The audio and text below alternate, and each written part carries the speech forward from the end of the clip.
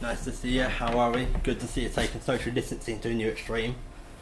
It's ironic, really. It's a 97-seater venue. You've bought every seat because you're afraid of a virus. It's got a 97% survival rate. I'd say I'm flattered you here, but realistically, where else are you going to be during a national lockdown? My family are from the magical land of Game of Thrones, Guinness and leprechauns. I've got all the stereotypes too. Who I'll outdrink Wetherspoons and I'm smaller than the average man. Sounds bitter being antisocial, but let's be honest, people are fucking annoying. I'll give you some examples. Number one, new couples. I get it, you're very happy. If your tongue goes any further inside them, and you will swallow them and be single again. Do you want that? No. Then stop, for everyone's sake. Number two, bodybuilders. That's good for you. Your biceps are thicker than my skull. But have you got the brain cells to match? Didn't think so. Sorry, my mistake. You've got a BTEC in sports science. I've got a degree in politics, and all that tells me is you're as stuck up and arrogant as I am. Number three, vegans. Do I really need to explain why I don't like vegans? Let's just put it this way. We go drinking. Don't come crying to me because your hangover's awful, but mine isn't because I have bacon. Social media and vegans are like an atomic bomb. Every single post has to mention the fact they're a vegan. I go to a zoo, take a photo of an elephant, and the caption will read, "I love elephants because they just eat nuts and plants like me, a vegan." Look, Nancy, I have no issue with your rabbit food of a lifestyle, but don't try and force it down my throat.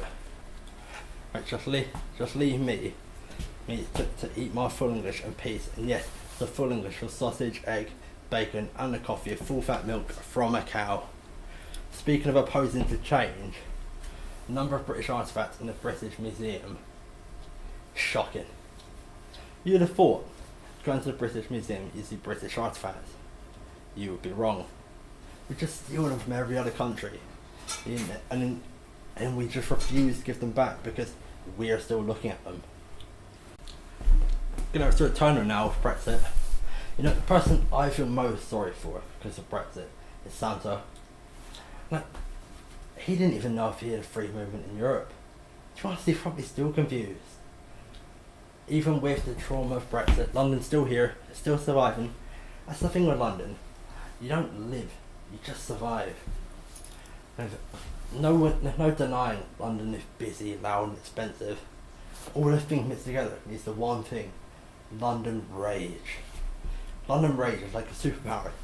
Gives you super speed and quick reflexes to dart through people to get to your destination. Because your end destination is all that matters. Everyone else is merely a sheep in this cattle pen of the city. The city's inmates are best known for one thing.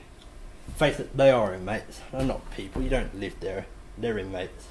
Anyway, the thing they're best known for is being the most antisocial people ever. If you look at someone in London, they've killed you 10 times in their mind. If you even talk to someone in London, that's suicide.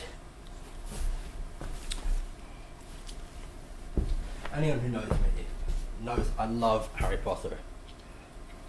Do you know, for a long time, the Harry Potter books was one of the most successful franchises in the world, till 50 Shades of Grey came along. Which makes me think, if Joe just listened to the fan fictions a bit more, you know, taken some of their stories on, could have sold a lot more books.